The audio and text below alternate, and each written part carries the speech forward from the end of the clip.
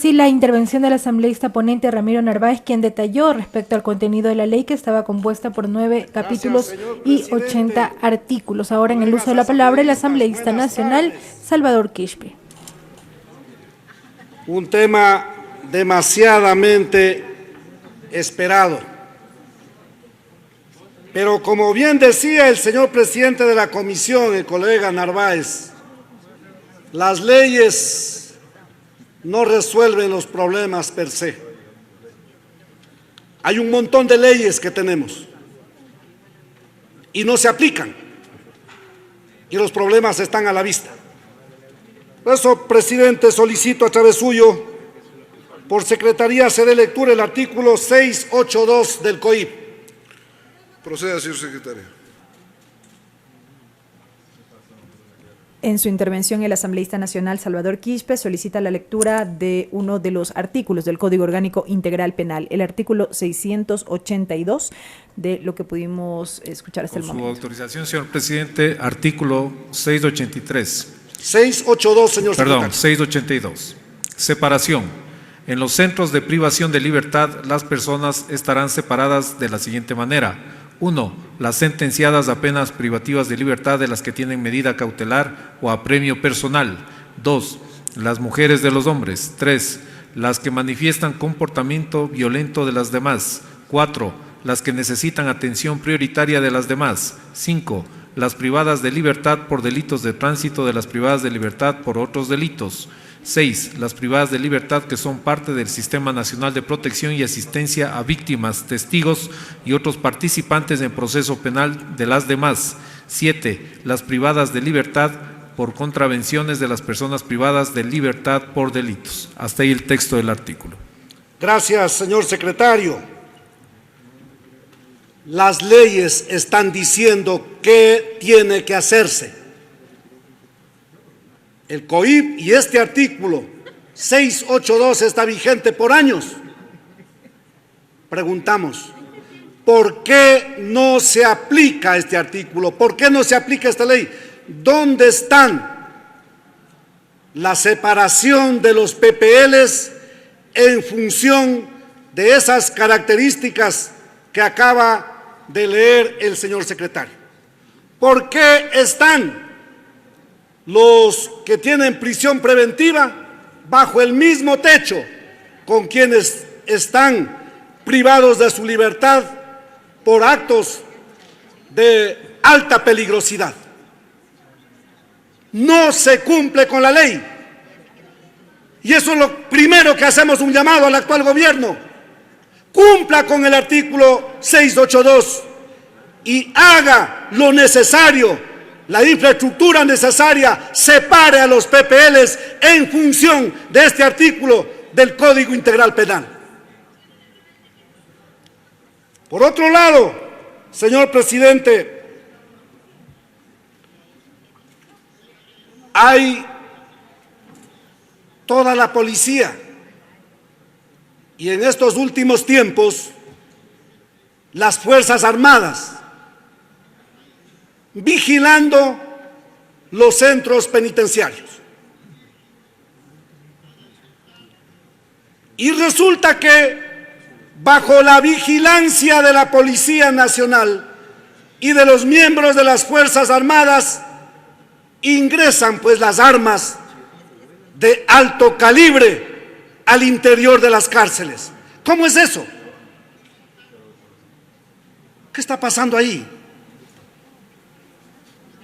Entonces aquí lo que estamos es frente a la complicidad de algunos, y subrayo, de algunos miembros de la Policía Nacional, incluso de las Fuerzas Armadas. ¿Cómo es que en pleno estado de excepción ingresan armas a la cárcel de Turi? Y acabamos de ver lo que acaba de pasar hace unos días. ¿Cómo es que cuando uno quiere visitar a un amigo en la cárcel, a uno le observan, le vigilan, perdonen la palabra, le van manoseando todo el cuerpo, pues, a ver si está pasando una pistola por ahí? Por favor, señores asambleístas. Claro, broma para algunos. broma para algunos.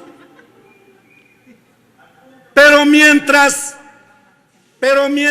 a unos, a mujeres y hombres de este país que quieren ingresar a visitar a algún familiar en las cárceles, le van manoseando todo el cuerpo a saber si no está pasando un arma, a los otros les permiten pasar seguramente en los carros, porque no creo que vayan llevando esas bazucas que se ven que utilizan en los momentos de los problemas al interior de las cárceles. ¿Con la venia de quién? ¿Cómo así?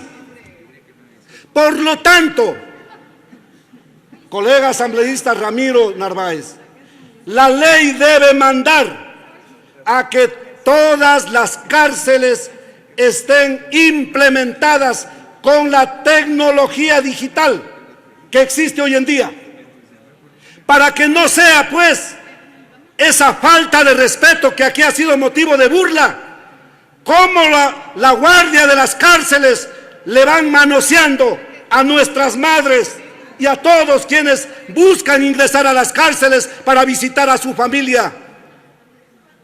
Que sean las herramientas tecnológicas las que vigilen y no permitan que ingresen las armas a las cárceles para evitar lo que está pasando.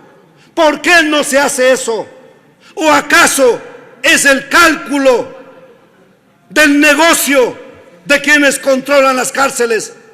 Y que no vengan a decir que solamente son los cabecillas de las organizaciones delictivas. Es en complicidad de algunos, subrayo esa palabra, de algunos uniformados que hacen quedar mal a nuestra Policía Nacional y a las Fuerzas Armadas. Tecnología digital, colegas asambleístas, qué bueno, a través suyo, presidente, al colega presidente Ramiro Narváez, qué bueno que se esté tomando en consideración estos parámetros internacionales. Vamos pues a ver si en Alemania la guardia de las cárceles le están manoseando a las madres alemanas cuando ingresan a visitar a sus familiares en los centros penitenciarios. Qué bueno que tomemos como referencia todos estos parámetros internacionales y entonces a ponernos al día a ese nivel y evitemos de esa manera esas masacres en las cárceles donde pagan justos por pecadores. Hay otros temas que también han conllevado al problema de la inseguridad con más fuerza en estos tiempos. Pusieron pues desde este mismo hemiciclo legislativo hace algunos años la legalización del microtráfico, la legalización del microtráfico, y con ese pretexto hoy el que necesita y el que no necesita, el dependiente y el no dependiente de las drogas, tiene la posibilidad de andar vendiendo la porción que la ley le permite y con eso poniendo en zozobra a los ciudadanos ecuatorianos. Necesitamos revisar esos temas, señor presidente, esas herencias de la supuesta revolución que aquí nos ha dejado a todos en esas manos del microtráfico que nos ha llevado a la inseguridad. Si hay ciudadanos que necesitan de estas drogas como dependientes, que sean calificados y registrados por el Ministerio de Salud Pública, y solo ellos deberían llevar la porción pertinente, pero no todos, como hoy día dice la ley.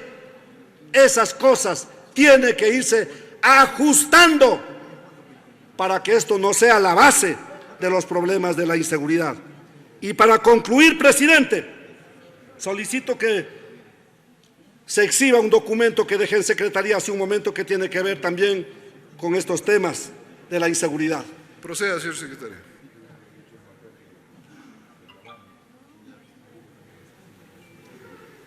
En el uso de la palabra se encuentra en este momento el asambleísta Salvador Quispe, quien se refiere al informe del proyecto de ley que se debate en la continuación de la sesión número 766, el proyecto de ley orgánica que regula el uso legítimo de la fuerza. Ha solicitado el asambleísta Quispe Espero que dar no me lectura descuente el a un tiempo, presidente. oficio desde Secretaría General. La intervención del asambleísta Salvador Quispe es la segunda que se produce en este debate. Primero intervino el asambleísta ponente del informe Ramiro Narváez, quien sostuvo que el tema a debatir es el uso de la fuerza como competencia legítima a ser regulada. Lo solicitado por el señor asambleísta Quispe. Gracias, señor secretario. Ahí podemos exhibir nada más que un titular publicado por el diario El Universo.